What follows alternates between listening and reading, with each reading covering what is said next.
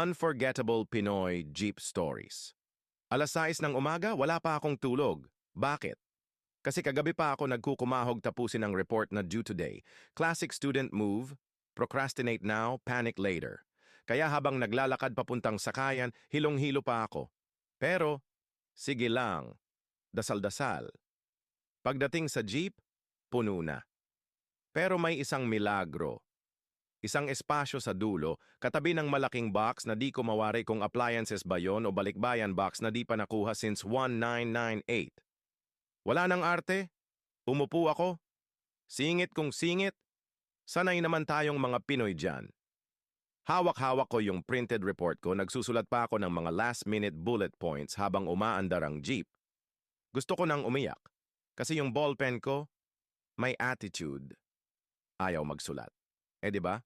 Law of the universe. Kung kailan nagmamadali, dun ka papalpak, biglang may sumigaw sa harap.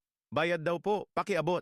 Di syempre, ako yung nasa dulo, ako yung designated abotera ng bayan.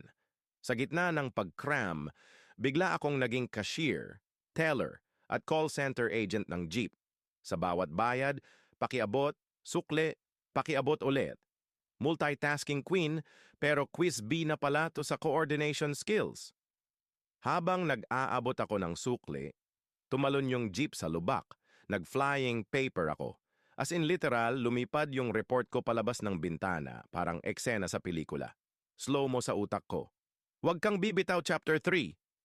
Buti na lang, may isang kuya sa bangketa, reflexes ng ninja, nasalo yung papel ko. Nilapitan niya yung jeep sabay ngiti. Ate, mukhang thesis to ah. Buti na lang di nahulog grades mo. Napatawa ako sa gitna ng breakdown. Binalik niya yung papel, may bonus pa.